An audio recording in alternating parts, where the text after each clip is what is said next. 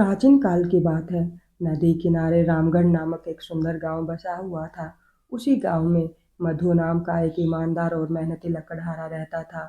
मधु ने अपने जीवन में कभी दो पैसे की बेईमानी नहीं की। मेहनत करके जो भी रूखा सूखा मिलता उसे ही भगवान का आशीर्वाद मानकर स्वीकार कर लेता। मधु के दिन की शुरुआत सूरज उगने के साथ ही हो जाती थी। कंधे पर कुल्हाड़ी रखकर वह घने जंगल की ओर निकल पड़ता, जहाँ घंटों मेहनत करके वह सूखी लकड़ियाँ काटता। शाम होते होते वह लकड़ियों के भारी भरकम गट्ठर को अपनी पीठ पर लादकर राजा के महल तक पहुँचाता। राजमहल में रसोइयों और अंगीठियों के लिए अच्छी लकड़ियाँ उपलब्ध कराना यही उसका काम था। महल से जो थोड़ा बहुत धन उसे मिलता उसी से वह अपने और अपने नन्हे बेटे भोला का पेट पाला करता था। भोला ही मधु की पूरी दुनिया था, क्योंकि 3 वर्ष पहले एक बीमारी के कारण उसकी पत्नी का देहांत हो गया था। एक दिन हमेशा की तरह मधु जंगल की ओर जा रहा था। मौसम सुहावना था और पेड़ों की हल्की सरसराहट मानो उसका स्वागत कर रही थी। लेकिन चलते चलते अचानक उसका पैर एक पत्थर से टकरा गया। तेज दर्द से उसके मुंह से तत्काल एक चीख निकल गई। कुछ क्षणों के लिए वह रुका, दर्द सहा, पर फिर भी उसने हिम्मत नहीं हारी। मधु की फितरत ही ये कुछ ऐसी थी, दर्द सहकर भी दूसरों का सोचने वाला दिल। उसने पत्थर को देखा तो उसके मन में विचार आया, अगर मुझे इस पत्थर से ठोकर लग सकती है तो कोई और राहगीर भी गिर सकता है। क्यों ना इसे रास्ते से हटा दूं। मानवता का यही गुण उसे सभी से अलग बनाता था। वह झुककर पत्थर को हटाने लगा, लेकिन जैसे ही पत्थर एक और खिसका, उसके नीचे से अचानक एक काले रंग का जहरीला सांप फुर्ती से बाहर निकला। इससे पहले कि मधु कुछ समझ पाता, सांप ने बिजली सी तेजी से उसे डस लिया। विष इतना प्रबल था कि बेचारे मधु के मुंह से पानी तक मांगने की शक्ति ना रही। वह वहीं धरती पर गिर पड़ा और उसकी सांसें हमेशा के लिए थम गई। मधु की पत्नी तो पहले ही संसार छोड़ चुकी थी और अब उसका छोटा सा बेटा भोला पूरी तरह अकेला हो गया था। ना किसी का सहारा, ना कोई अपना। दिन हो या रात उसकी आंखों के आंसू थमने का नाम ही नहीं लेते थे। वह मासूम बार बार अपने पिता को आवाज देता, मगर उसे संभालने वाला कोई नहीं था। गांव के लोग भी अपनी अपनी परेशानियों से उलझे रहते थे। ऐसे में उस बच्चे की ओर दया से देखने वाला भी मुश्किल से मिलता। लेकिन कहते हैं कि जब इंसान का कोई नहीं होता तब ईश्वर उसका साथ देते हैं। ठीक ऐसा ही हुआ। मधु की मौत की खबर जैसे ही राजा तक पहुंची, उसके दिल में उस अनाथ बच्चे भोला के लिए करुणा उमड़ पड़ी। उसने तुरंत एक भरोसेमंद बढ़ई को अपने दरबार में बुलाया और आदेश दिया, तुम उस बच्चे भोला को अपने पास रखो और उसकी पूरी देखभाल करो। उसके भोजन, कपड़े, शिक्षा दीक्षा का जो भी खर्च आएगा वह सारा खर्चा मैं तुम्हें दूंगा। राजा के इन शब्दों को सुनकर वह बढ़ई राजा के प्रति कृतज्ञ हो गया, क्योंकि उसकी अपनी कोई संतान नहीं थी। इसलिए वह मन ही मन खुश था कि अब उसके घर में भी एक नन्ही हंसी गूंजेगी। उसने पूरे मन से भोले को अपने बेटे की तरह पालना शुरू कर दिया। बढ़ई और उसकी पत्नी भोले से बहुत प्यार करते थे। समय के साथ भोला 10 वर्ष का हो गया। धीरे धीरे बढ़ई ने भोले को लकड़ी से सुंदर सुंदर वस्तुएं बनाने की कला सिखा दी, जैसे लकड़ियों के सामने पर नक्काशी करना, उनसे रंग बिरंगे खिलौने और छोटे छोटे बर्तन बनाना। वह बढ़ई हर चीज पर इतनी बारीक नक्काशी करता था कि देखने वाला दंग रह जाता। उसके हाथों की बारीकी मानो किसी कलाकार की चाहत को आकार देती हो। छोटा सा भोला भी इस कला को सीखते सीखते अपने नए पिता के बेहद करीब हो गया। अब वह बढ़ई को ही अपना सच्चा पिता समझने लगा था और दोनों के बीच एक गहरा आत्मीय रिश्ता बन चुका था। बढ़ई के पड़ोस में एक कुम्हार रहता था, जिसकी एक प्यारी और सुंदर पुत्री थी, जिसका नाम शकुंतला था। भोला और शकुंतला लगभग एक ही उम्र के थे, इसलिए दोनों साथ हंसते खेलते और एक दूसरे के साथ दिन भर मस्ती करते। धीरे धीरे उनकी दोस्ती इतनी गहरी हो गई कि दोनों के कदम भी बिना एक दूसरे के आगे नहीं बढ़ते थे। एक दिन की बात है, शकुंतला अपने घर के लिए पानी भरने के उद्देश्य से कुएं पर गई। गर्मी का दिन था और सूरज सिर के ऊपर चमक रहा था। जैसे ही उसने रस्सी का घड़ा कुएं में डाला, तभी उसके हाथ से रस्सी फिसल गई और छपाक की आवाज के साथ कुएं में जा गिरी। रस्सी को डूबता देखकर शकुंतला घबरा गई और वहीं खड़े खड़े जोर जोर से रोने लगी। उसे डर था कि घर पहुंचने पर उसकी माँ से उसे डांट पड़ेगी या शायद मार भी पड़े। इतने में संयोगवश भोला उधर से गुजर रहा था। उसने देखा कि शकुंतला रोई जा रही है। वह तुरंत उसके पास पहुंचा और बोला, तुम क्यों रो रही हो शकुंतला? शकुंतला ने रोते रोते अपने आंसू पोंछे और बोली, मेरी रस्सी कुएं में गिर गई है। अब मेरी माँ मुझे बहुत मारेगी। भोले ने मजाक में मुस्कुराते हुए कहा, अच्छा है, तुम्हें तो सच में मार पड़नी ही चाहिए। शकुंतला ने गुस्से में रोते हुए कहा, क्या तुम मेरी रस्सी निकाल सकते हो? भोले ने रुक कर कहा, हाँ निकाल सकता हूँ, पर एक शर्त पर। शकुंतला ने मासूमियत से पूछा, कौन सी शर्त भोला? भोला बोला, तुम मुझसे वादा करो कि यदि मैंने रस्सी निकाल दी तो तुम मुझसे शादी कर लोगी। अब शकुंतला भला क्या जाने कि शादी जैसी चीज़ का क्या मतलब होता है। उसके लिए तो यह गुड्डे गुड़ियों के खेल जैसा कोई खेल था। वह झट से बोली, हाँ हाँ, जरूर कर लूँगी। बस इतना सुनना था कि भोले का चेहरा खिल उठा। वह तुरंत एक पगड़ी लाया और कुएं में लटका दी, पर पगड़ी की लंबाई कुएं की गहराई के सामने बहुत कम थी। पानी की सतह तक वह पहुंच ही नहीं पा रही थी। भोला कुछ पल सोच में डूबा रहा, फिर उसने पगड़ी बाहर निकालकर लंबाई बढ़ाने के लिए उसने उसमें कुछ कांटे भी जोड़ दिए ताकि रस्सी में आसानी से फंस जाएं। जब यह अस्थायी जुगाड़ कुएं में डाला गया तो कुछ ही क्षणों में रस्सी कांटों में उलझ गई। भोले ने सावधानी से पूरा बंधा हुआ सिरा ऊपर खींचा और आखिरकार रस्सी बाहर निकल आई। शकुंतला खुशी से फूली नहीं समाई। उसने रस्सी ली और तेजी से घर की ओर भागने लगी, पर जैसे ही वह मुड़ी भोले ने उसका हाथ पकड़ लिया और भोलेपन के साथ बोला, तुमने मुझसे वादा किया था कि तुम मुझसे शादी करोगी। तुम पहले अपना वादा पूरा करो, उसके बाद ही घर जाना।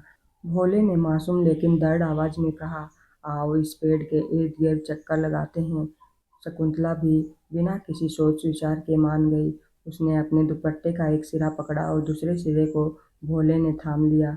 दोनों उस पेड़ के चारों ओर मासूमियत से चक्कर लगाने लगे। उन्हें क्या पता था कि यह चक्कर विवाह के फेरे माने जाते हैं और इसी से दो जीवन एक दूसरे के साथ बन जाते हैं। उनके लिए तो यह बस एक बचपन का खेल था। धीरे धीरे समय बीतता गया। शकुंतला अब एक युवा, सुशील और अत्यंत सुंदर लड़की बन चुकी थी। उसकी सुंदरता की चर्चा आसपास के गांव तक ही नहीं बल्कि दूर दूर तक फैल चुकी थी। उसकी रूप और मधुर स्वभाव की कहानियां जैसे घूमती थी, मानो कोई दुर्लभ सुगंध हवा में फैल गई हो। इसी बीच राजा के बेटे राजकुमार ने भी शकुंतला की सुंदरता के किस्से सुने। पहले तो उसने ध्यान नहीं दिया, पर बार बार शकुंतला का नाम सुनाई दिया तो उसके मन में भी उत्सुकता जागी। एक दिन उसने स्वयं जाकर शकुंतला को देखने का निर्णय किया।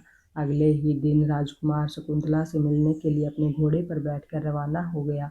थोड़ी ही देर में वह उस गांव में पहुंच गया जहां शकुंतला रहती थी। जैसे ही उसने शकुंतला को देखा, वह उसकी सुंदरता पर मोहित हो गया। बस एक ही नज़र काफ़ी थी। राजकुमार उसके प्यार में डूब चुका था। महल लौटते ही उसने अपने पिता के सामने हठपूर्वक कहा, पिताजी मैं शादी करूंगा तो बस शकुंतला से ही करूंगा। राजा यह सुनकर परेशानी में पड़ गया। उसे यह बात बिल्कुल पसंद नहीं आई कि उसका बेटा एक गरीब कुम्हार की बेटी को अपनी रानी बनाए। वह किसी भी हाल में यह विवाह नहीं होने देना चाहता था, पर राजकुमार की जिद दिन प्रतिदिन बढ़ती गई। उसने खाना पीना छोड़ दिया, दरबार में आना जाना छोड़ दिया, यहाँ तक कि किसी से बात करना तक भी। उसके इस व्यवहार से राजा चिंतित हो उठा। उसने मंत्रियों से सलाह ली। सभी मंत्री बोले कि राजकुमार की इच्छा पूरी करनी चाहिए, वरना राज्य के भविष्य पर विपरीत असर पड़ सकता है। काफी सोच विचार के बाद राजा ने अंततः अपने बेटे की शादी शकुंतला से कराने का फैसला कर लिया। यह शुभ संदेश कुम्हार के घर भेज दिया गया। शकुंतला के पिता ने जैसे ही यह समाचार सुना, उसकी खुशी का कोई ठिकाना नहीं रहा।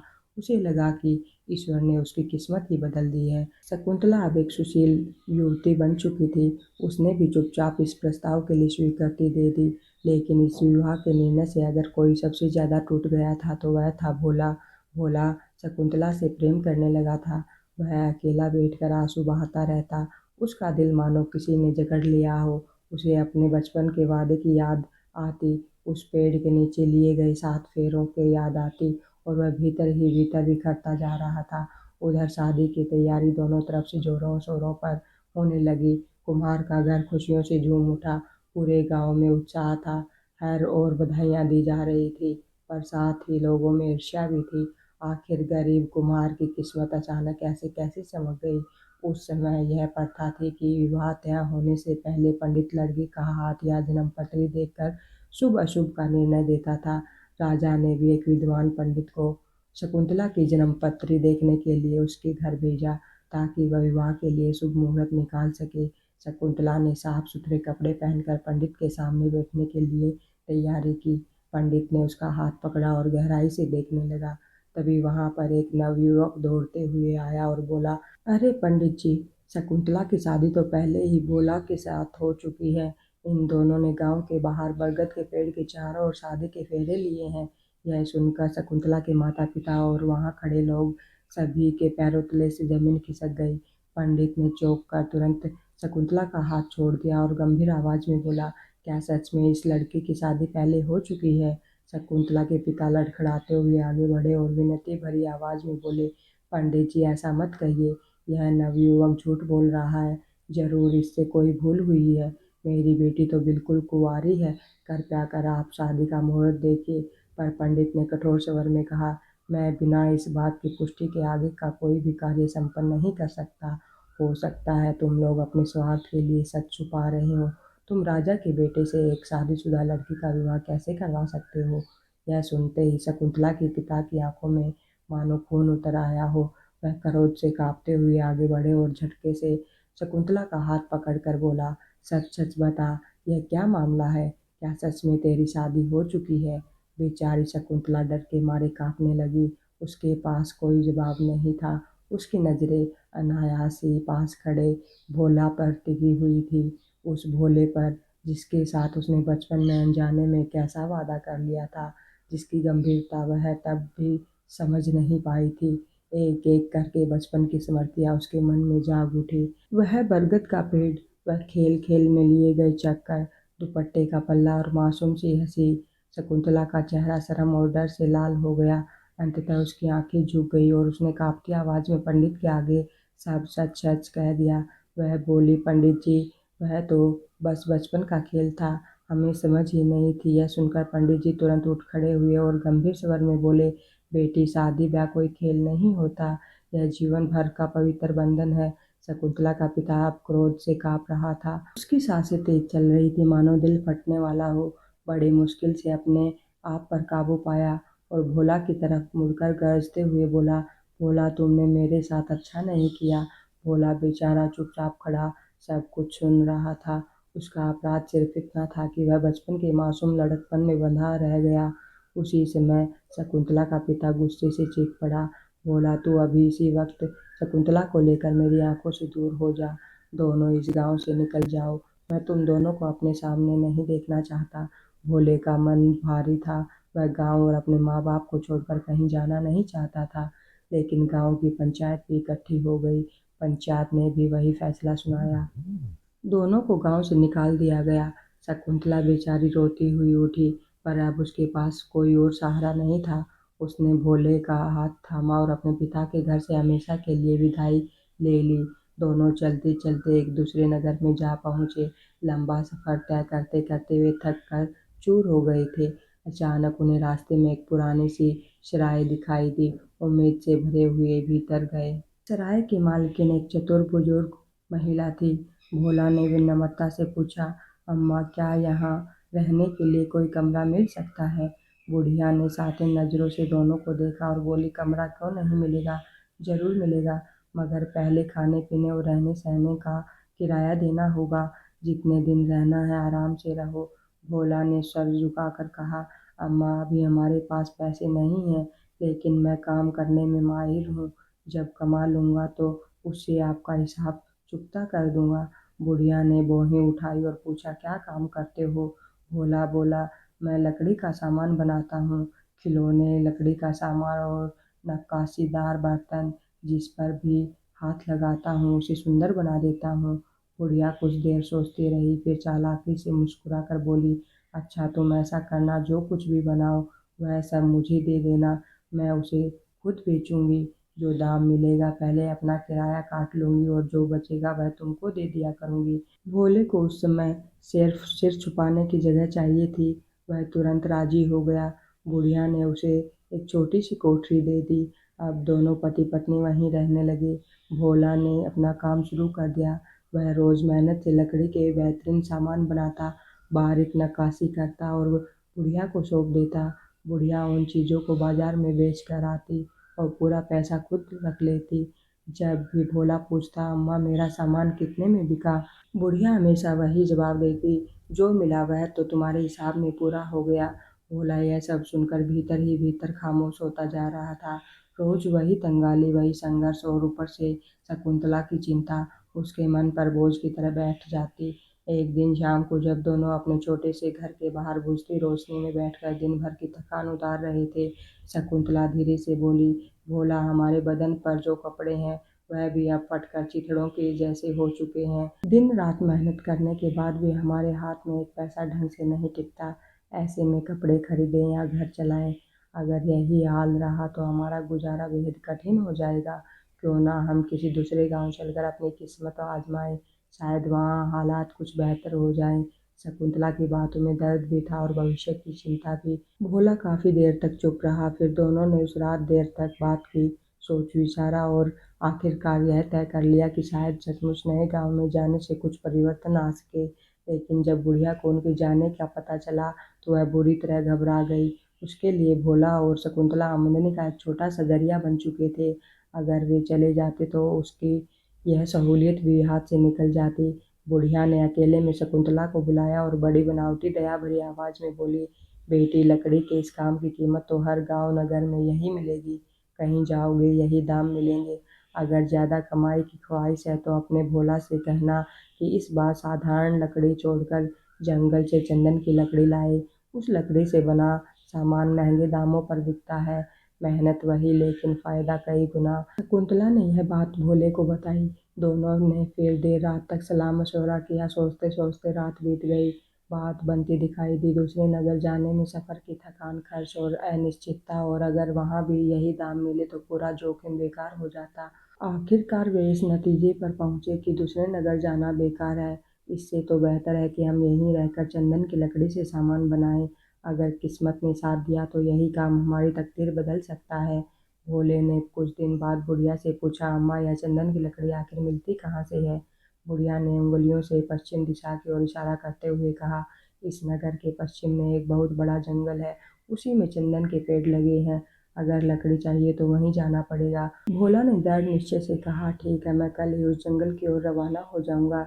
मेरी गैर हाजिरी में आप कृपया मेरी पत्नी का ध्यान रखिएगा। अगली ही सुबह भोला सूरज निकलने से पहले उठ गया। हाथ में अपनी तेज कुल्हाड़ी, कंधे पर छोटा सा झोला और दिल में अपनी शकुंतला का पैर लिए वह जंगल की ओर चल पड़ा। जंगल का बाहरी हिस्सा बेहद मनमोहक था। हरे भरे पेड़, चहचहाते पक्षी और जमीन पर फैली सूरज की सुनहरी किरणें।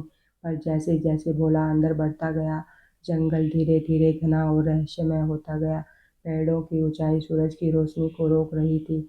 चारों ओर अजीब सी सरसराहट, अनजान आवाजें और हवा में पेड़ों की हल्की सी खुशबू फैली हुई थी। भोला कुल्हाड़ी कंधे पर टांगे लगातार चलता रहा। चलते चलते वह जंगल के काफी अंदर तक पहुंच गया। कई घंटों से वह घने जंगल में भटक रहा था, परंतु उसे ऐसा लग रहा था जैसे यह जंगल कभी खत्म नहीं होगा। भोले का हृदय तेजी से धड़क रहा था, लेकिन फिर भी वह हिम्मत बटोरकर आगे बढ़ता चला गया। चलते चलते उसे अचानक दूर पानी की चमक दिखाई दी। जब वह पास पहुंचा तो देखा एक शांत विस्तृत जौहर उसके सामने था। उसके चारों ओर विशाल पेड़ों का घना झुंड खड़ा था, मानो सदियों से उस स्थान की रक्षा कर रहा हो। भोला एक क्षण रुक कर सोचने लगा, हे भगवान, इस बुढ़िया ने तो बिना कुछ सोचे समझे मुझे कितनी बड़ी मुसीबत में डाल दिया। मैं यहाँ तक तो गया, पर वापस कैसे जाऊंगा? उसके मन में अजीब सी घबराहट फैल गई। उसी समय उसकी नज़र एक पेड़ के नीचे बैठे एक साधु पर पड़ी। साधु अत्यंत शांत मुद्रा में आंखें बंद किए ध्यान मगन, और उसके चारों ओर मानो एक दिव्य प्रकाश फैल रहा हो। भोला ने तुरंत विनम्रता से उनको सादर प्रणाम किया। साधु ने धीरे से आंखें खोली और बेहद स्नेह से पूछा, बेटा तू इस वीरान और खतरनाक जंगल में अकेले कैसे आ गया? भोला ने आदरपूर्वक कहा, बाबा मुझे चंदन की लकड़ी की आवश्यकता है। घर की परिस्थितियां ऐसी हैं कि मुझे यह काम करना ही पड़ेगा। साधु ने गंभीर स्वर में कहा, चंदन का जंगल यहाँ से बहुत दूर है मेरे बच्चे, वहाँ जाना आसान नहीं। वहाँ जंगली जानवरों का कब्जा है। अगर वास्तव में तेरे दिल में साहस है तो अपने दाएं हाथ की तरफ सीधा चलता चला जा। साधु की बात सुनकर भोले के पैर जैसे थम गए। वह सोचने लगा, इतना सफर तो कर लिया है, अब और आगे जाना होगा। खाली हाथ लौटना तो बिल्कुल भी ठीक नहीं। आखिरकार उसने हिम्मत जुटाई और साधु द्वारा बताई दिशा में चल पड़ा। काफी देर तक चलते हुए, भूख प्यास सहते हुए कई पहाड़ियों और घाटियों को पार किया।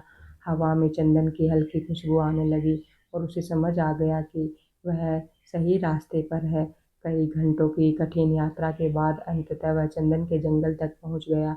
ऊंचे ऊंचे पेड़ों से फैली खुशबू जैसे उसके मन में नई ऊर्जा भर रही हो। उसने अपनी कुल्हाड़ी निकाली और चंदन की चुनिंदा लकड़ियां काटनी शुरू कर दी। फिर उसने घास फूस इकट्ठा करके एक बड़ा सा गट्ठर बनाया। उसे मजबूती से रस्सी से बांधा और बहुत कठिनाई से अपने कंधे पर उठा लिया। अकेला आदमी इतना भारी बोझ कब तक उठाए रखता। थोड़ी दूर चलता, फिर लकड़ियों का गट्ठर नीचे रखकर सांसें संभालता, फिर उठाता और आगे बढ़ता। इस तरह लगातार संघर्ष करते हुए उसने आधे से ज्यादा जंगल पार कर लिया। भोला काफी थक चुका था, इसलिए एक शांत झील के किनारे बैठकर आराम करने लगा। उसने लकड़ियों का बोझ जमीन पर रखा ही था कि अचानक जंगल के अंदर से एक तेज दिल दहला देने वाली चीख सुनाई दी। किसी महिला की चीख। भोला चौकन्ना हो गया। उसने बिना देर के लकड़ियों का गट्ठर वहीं छोड़ दिया, कुल्हाड़ी हाथ में उठाई और तेजी से उसी दिशा की ओर दौड़ पड़ा। थोड़ी ही दूर पर पहुंचकर उसने देखा कि एक खूंखार भालू एक गाय को जमीन पर दबोचे हुए था और अगले ही पल उसे चीर देने वाला था। भोले के भीतर का साहस अचानक जाग उठा। उसने बिना सोचे समझे अपनी कुल्हाड़ी लहराई और जोरदार हमला कर दिया। भालू तड़प कर गाय को छोड़कर मुड़ा और भयानक गर्राहट के साथ भोले पर झपट पड़ा। भालू की आंखों में खून की प्यास साफ दिखाई दे रही थी।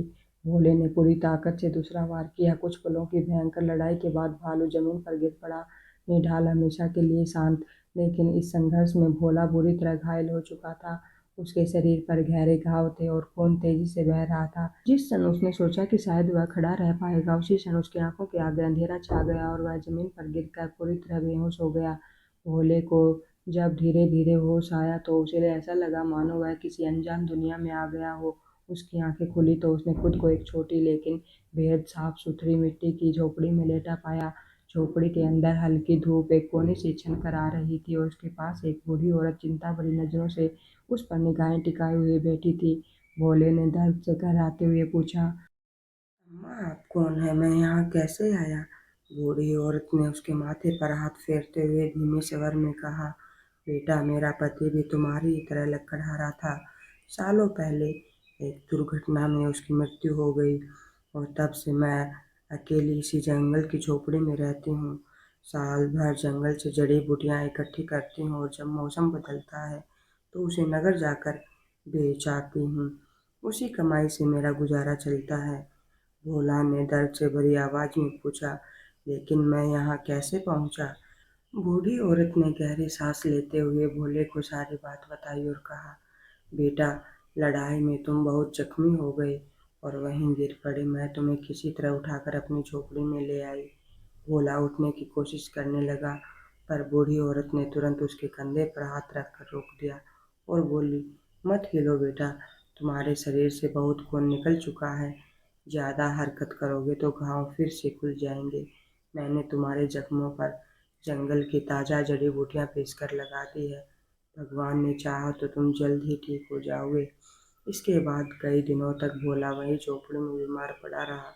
बूढ़ी औरत ने उसकी इतनी सेवा की कि मानो वह उसका अपना बेटा हो। वह रोज उसके लिए काढ़े बनाते, जड़ी बूटियां लगाते और उसे ढाढ़स बंधाते। दूसरी तरफ दूसरे नगर में शकुंतला और सराय की मालकिन बुढ़िया की जिंदगी परेशानियों से घिरने लगी। भोला के अचानक गायब हो जाने से शकुंतला की हालत बद से बदतर हो गई थी। वह हर समय उदास रहती, भगवान से अपने पति की सलामती की प्रार्थना करती। सराय की मालकिन बुढ़िया भी अपने फायदे की चिंता में जल रही थी। भोले के जाने से उसकी आमदनी रुक गई थी और अब शकुंतला का खाना पीना भी उसी पर बोझ बन गया था। उसे शकुंतला से पीछा छुड़ाने की युक्ति सूझी। शकुंतला खूबसूरत थी, जितनी मासूम उतने ही भोले।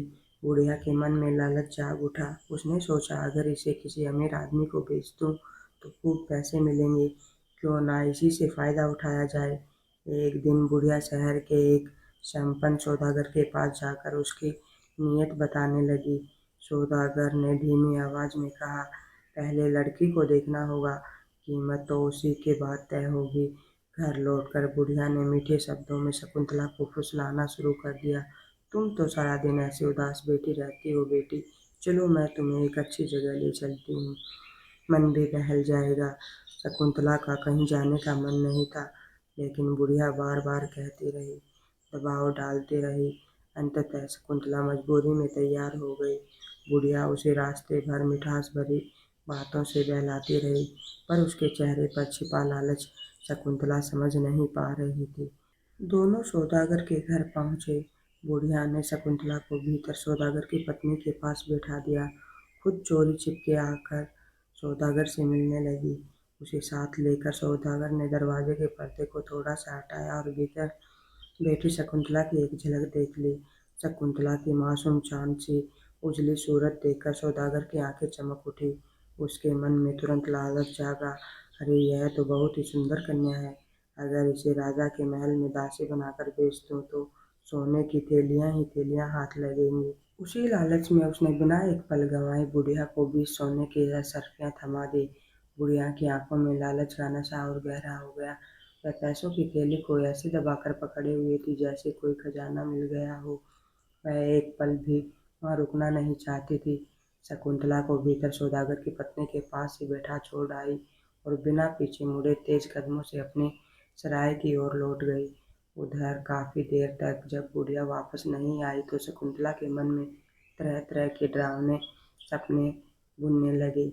उसने घबराकर सौदागर की पत्नी से विनम्र स्वर में कहा, अम्मा जी, जरा बाहर जाकर देखिए ना, बूढ़ी अम्मा कहाँ रह गई। शायद उन्हें कोई काम पड़ गया हो। सौदागर की पत्नी बाहर गई, पर जब लौटी तो उसके चेहरे पर अजीब सी कठोरता थी। उसने साफ शब्दों में कहा, जिस बुढ़िया को तुम अम्मा कह रही हो वह यहाँ से जा चुकी है। वह तुम्हें मेरे पति के हाथ बेचकर चली गई है। शकुंतला के पैरों तले से जमीन खिसक गई। वह भड़क कर रोने लगी। वह माथा पीटते हुए कहने लगी, हे भगवान, यह तू कैसी परीक्षा ले रहा है। मैं किस मुसीबत में फंस गई। कुछ दिनों बाद सौदागर ने उसे राजा के दरबार में पहुंचाया। राजा ने जब शकुंतला को देखा तो उसकी सुंदरता और सादगी देखकर दंग रह गया। पहले जब राजकुमार के लिए रिश्ता तय हुआ था तब राजा ने कभी शकुंतला को देखा ही नहीं था, पर अब देखने पर उसे एहसास हुआ कि यह लड़की अत्यंत गुणी और सेवाभावी है। सौदागर ने मोटी रकम बटोरी और खुशी खुशी वहां से चल दिया। लेकिन अब राजकुमार की तो एक राजकुमारी से विधिवत शादी हो चुकी थी। इसलिए राजा ने आदेश दिया कि शकुंतला को राजकुमार की दासियों के समूह में शामिल कर दिया जाए। महल में शकुंतला दासियों के साथ रहने लगी। वह अपनी पूरी मेहनत और सच्चे दिल से काम करती। धीरे धीरे उसकी कर्मठता और शालीनता की खबरें रानी और राजकुमार तक पहुंच गई। राजकुमारी तो अक्सर उसे देखती और उसकी उदासी भरी आंखों में छिपी वेदना को समझने की कोशिश करती। वह कई बार पूछती, शकुंतला, तुम्हारे मन में कौन सा दर्द छिपा हुआ है। पर शकुंतला हर बार मुस्कुराकर बात टाल देती। उधर जंगल में हफ्तों तक बीमार रहने के बाद भोला ने आखिरकार पूरी तरह से स्वास्थ्य प्राप्त कर लिया। बूढ़ी औरत ने उसकी सेवा में तन मन लगा दिया था। ठीक होते ही भोले ने उसके चरण छूकर धन्यवाद दिया और फिर अपनी चंदन लकड़ी का गट्ठा उठाकर अपने सफर पर निकल पड़ा। लंबे समय बाद जब वह सराय पहुंचा तो वहां की वीरानी देखकर उसका हृदय धड़क गया। उसने बेचैन होकर बुढ़िया से पूछा, अम्मा, शकुंतला कहाँ है। बुढ़िया ने बड़ी चालाकी से भौहें सिकोड़ कर जवाब दिया, मैं क्या जानूं वह कहाँ गई। तुम्हारे जाने के बाद मैंने उसे बहुत प्यार से रखा था, लेकिन एक दिन अचानक उठकर पता नहीं कहाँ चली गई। भोले को ऐसा लगा जैसे किसी ने उसके पैरों तले से जमीन ही खिसका दी। वह चकरा गया, आंखें भर आई। वह बुदबुदाया, मैं अभी उसकी तलाश में निकलता हूँ। यह सुनते ही बुढ़िया गुस्से में तमतमा उठी और बोले, उसे ढूंढने के बाद में जाना, पहले मेरा हिसाब किताब चुकाओ। तुम्हारे पीछे मैंने कई दिनों तक तुम्हारी पत्नी को खिलाया पिलाया, उसकी देखभाल की, वह सब खर्चा कौन देगा। बेचारा भोला, उसकी जेब में तो फूटी कौड़ी भी नहीं थी। उसने गिड़गिड़ाते हुए कहा, अम्मा, शकुंतला मिल जाएगी तो मैं वापस यहीं आकर रहूंगा। भोला ने भारी मन से बुढ़िया की ओर देखा और धीमे स्वर में कहा, अम्मा, मैं बहुत सी चंदन की लकड़ियां लेकर आया हूँ। जब वापस आऊंगा तो इनसे आकर्षक सामान बनाकर बेचूंगा और तब तुम्हारा सारा हिसाब किताब चुका दूंगा। लेकिन बुढ़िया तो पहले से ही शक और लालच में डूबी हुई थी। वह तिरस्कार भरे स्वर में बोली, कौन जाने वह लड़की कहाँ चली गई है। कब मिलेगी, मिलेगी या नहीं, कौन कह सकता है। उसकी तलाश में महीनों भी लग सकते हैं। मैं इतना लंबा इंतजार नहीं कर सकती। पहले तुम चंदन की लकड़ियों का सारा सामान बना कर दो, फिर जहाँ चाहो वहाँ चले जाना। बेचारे भोले के पास कोई विकल्प नहीं बचा था। शकुंतला की यादों से भरा उसका हृदय रो रहा था, लेकिन परिस्थितियों ने उसे मजबूर कर दिया। उसने गहरी सांस लेकर बुढ़िया की शर्त मान ली। अब वह दिन रात चंदन की लकड़ियों पर नक्काशी करता रहता, पर हर नक्काशी के बीच उसका मन शकुंतला के चेहरे की ओर लौट जाता। कई बार वह अनजाने में उन लकड़ियों पर शकुंतला का नाम उकेर देता, जैसे हर छेने की चोट उसकी यादों को और गहरा कर रही हो। बुढ़िया बड़ी चालाकी से वह सामान राजा के महल में पहुंचाती और राजकुमारी को महंगे दामों पर बेच जाती। राजकुमारी को चंदन की लकड़ी की चीज़ों की खुशबू और कारीगरी इतनी पसंद थी कि जो भी वस्तु बुढ़िया लाती वह तुरंत खरीद लेती। धीरे धीरे महल में चंदन की मनमोहक सुगंध फैलने लगी, पर राजकुमारी को यह पता नहीं था कि इन वस्तुओं में किसी का विरह भी छिपा हुआ है। एक दिन की बात है, शकुंतला ने मेहनत से अपना काम पूरा किया था और राजकुमारी उसके काम से अत्यंत प्रसन्न थी। खुश होकर उन्होंने शकुंतला को चंदन की लकड़ी से बना हुआ एक बेहद कीमती सुगंधित पंखा भेंट किया। उन्होंने कहा, शकुंतला, तुम अपने कमरे में हमेशा उदास सी रहती हो, इस पंखे की खुशबू तुम्हारा मन हल्का करेगी। शकुंतला ने दोनों हाथ जोड़कर विनम्रता से धन्यवाद किया और पंखा लेकर अपने कक्ष में चली गई। कमरे की एकांतता में उसने जब बड़े ध्यान से पंखे को देखा तो उस पर उकेरी गई सुंदर बेलों के बीच एक नाम चमक रहा था। शकुंतला, उसका हृदय जैसे धड़कना ही भूल गया। यह नक्काशी, यह स्पर्श, यह सुगंध, सब कुछ भोले का था। वह तुरंत समझ गई कि यह वस्तुएं उसके पति के हाथों की बनी हुई हैं। खुशी, दर्द, आश्चर्य सभी भाव उसके भीतर एक साथ उमड़ पड़े। वह पंखे को अपने सीने से लगाकर चूमने लगी और भोले को याद करके रोने लगी। उसी समय महल की दासियां उसके कक्ष में पहुंची। उन्होंने देखा कि शकुंतला पंखे को देखते हुए रोई जा रही थी। सबने घबरा कर पूछा, शकुंतला, क्या हुआ, क्यों रो रही हो? पता नहीं क्यों, पर शकुंतला ने किसी को कोई जवाब नहीं दिया। वह बस रोती रही, जैसे इतने दिनों का विरह एक ही पल में बाहर निकल आया हो। दासियों ने तुरंत यह बात राजकुमारी तक पहुंचाई। राजकुमारी ने शकुंतला को अपने पास बुलाया और पूछा, तुम वह पंखा चूम चूम कर क्यों रो रही थी? शकुंतला, कुछ तो बात है। तभी दरवाजे पर कदमों की आहट हुई और राजकुमार वहां आ पहुंचे। उनकी नजर जैसे ही शकुंतला पर पड़ी वे चौंक गए। अरे, यह तो वही कुमार की बेटी है जिससे मैं कभी विवाह करना चाहता था। राजकुमार के मुंह से आश्चर्य और भावुकता से भरे शब्द निकले। शकुंतला स्तब्ध रह गई। राजकुमारी ने यह सुना तो उसका चेहरा भी आश्चर्य से भर गया। उन्होंने तुरंत पूछा, आप इस लड़की को कैसे जानते हो? राजकुमारी के प्रश्न पर राजकुमार कुछ क्षण के लिए ठिठक गए। वह समझ नहीं पा रहे थे कि इतना अचानक सच बताना ठीक होगा या नहीं।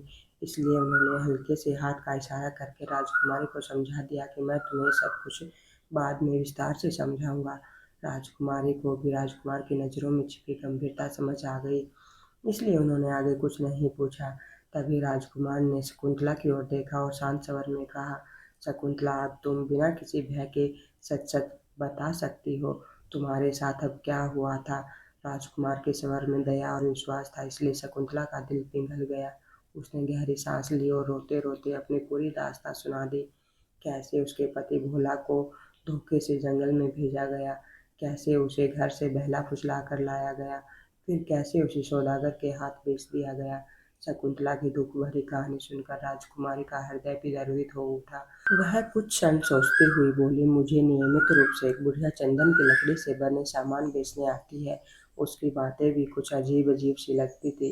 राजकुमार ने बात पूरी सुने बिना ही तुरंत आदेश दे दिया, उसे तुरंत यहाँ बुलवाओ।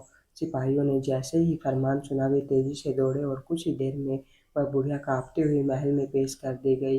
राजकुमार की कठोर निगाहें देखते ही उसके चेहरे का रंग उड़ गया। राजकुमार ने कठोर स्वर में पूछा, यह चंदन के बने सामान तुम राजकुमारी को बेचती हो, इन्हें बनाता कौन है? बुढ़िया पहले तो बात को घुमा फिरा कर कहने लगी। वह डर रही थी कि यदि सच खुल गया तो भोले को महल में रख लिया जाएगा और उसकी रोज की कमाई बंद हो जाएगी। उसका लालच उसे सच छिपाने पर मजबूर कर रहा था। लेकिन जब राजकुमार ने कठोर रूप धारण कर गरजते हुए कहा, सच बताओ वरना परिणाम बहुत बुरा होगा, तो बुढ़िया के पैर कांप गए। अंततः भय के आगे उसका लालच टूट गया और उसने सब कुछ उगल दिया। वह बोले, महाराज, मेरी सराय में एक भोला नाम का युवक ठहरा हुआ है। वही यह सामान बनाता है। यह पंखा भी उसी के हाथ का है। राजकुमार ने तुरंत सिपाहियों को भेजा। जल्द ही भोले को महल में पेश किया गया। कुछ ही देर बाद शकुंतला को भी वहां बुलाया गया। वर्षों का बिछोह जैसे एक क्षण में समाप्त हो गया। जब शकुंतला ने भोले को सामने देखा, वह दौड़कर उसके गले लग गई और दोनों पति पत्नी फूट फूट कर रोने लगे। चारों ओर सन्नाटा छा गया। केवल उनकी सिसकियों की आवाज सुनाई दे रही थी। उधर बुढ़िया को तो जैसे सांप सूंघ गया। वह सोचने लगी, अब तो सब खुल जाएगा, मेरी सारी चालें पकड़ी जाएंगी। उसकी आंखों में भय और पछतावा दोनों तैर रहे थे। राजकुमार ने अपने सिपाहियों से आदेश दिया कि बुढ़िया की हर हरकत और हर धोखेबाजी की पूरी जांच की जाए। धीरे धीरे सब स्पष्ट हो गया। कैसे उसने छल से भोला और शकुंतला को अलग किया, कैसे उनके पैसे ऐंठे और कैसे उनकी मजबूरी का फायदा उठाया। सच सामने आने के बाद राजकुमार कड़क स्वर में बोला, ऐसी दुष्ट स्त्री को दंड मिलना ही चाहिए। राजकुमार के आदेश पर बुढ़िया को तत्काल धोखाधड़ी और मानव बिक्री के अपराध में कारागार में डाल दिया गया। जो रुपए पैसे उसने भोला और शकुंतला से ठगे थे, सब जब्त किए गए और पूरी ईमानदारी से पति पत्नी को वापस दिलवा दिए गए। इसके साथ ही राजकुमार ने अपने निजी खजाने से भी उन्हें पर्याप्त धन प्रदान किया, ताकि वे सम्मान के साथ अपनी नई जीवन यात्रा शुरू कर सके। भोला और शकुंतला उसी गांव में एक साधारण से मकान में रहने लगे। एक दिन भोला और शकुंतला घरेलू सामान के लिए बाजार गए हुए थे। जब वे वापस लौट रहे थे तो उन्होंने देखा कि एक वृक्ष के नीचे लोगों की भीड़ लगी हुई है। भोला तुरंत दौड़कर वहां पहुंचा। उसने देखा कि एक बुजुर्ग आदमी जमीन पर बेहोश पड़ा है। भोले ने उस बुजुर्ग का चेहरा देखा तो उसकी दुनिया ही पलट गई। वह बुजुर्ग कोई और नहीं बल्कि भोले के बड़े पिता थे, जो तेज धूप के कारण बेहोश होकर गिर पड़े थे। उनके कपड़े बहुत मैले कुचेले और जर्जर हालत में थे। अपने पिता की ऐसी हालत देखकर भोले की आंखें भर आई। वह उन्हें शकुंतला की मदद से वहां से उठाकर अपने घर ले आया। जब उन्हें होश आया तो उन्होंने भोले को अपने पास बैठा पाया। उन्होंने झट से उठकर भोले को अपने गले लगा लिया और फूट फूट कर रोने लगे। जब भोले ने उनकी हालत का कारण पूछा तो वे कहने लगे, बेटा, तुम्हारे जाने के बाद मेरा काम में बिल्कुल भी मन नहीं लगता था। कुछ समय बाद एक बीमारी के कारण तुम्हारी माँ भी इस दुनिया को छोड़कर चली गई और मैं बिल्कुल अकेला हो गया। लेकिन बेटा, वादा करो कि आज के बाद तुम मुझे छोड़कर कहीं नहीं जाओगे। भोले ने अपने पिता को गले से लगाते हुए कहा, नहीं पिताजी, अब मैं आपको छोड़कर कहीं नहीं जाऊंगा। इस प्रकार भोला और शकुंतला तथा भोले के पिता वर्षों की पीड़ा सहने के बाद आखिरकार हंसी खुशी अपना जीवन बिताने लगे।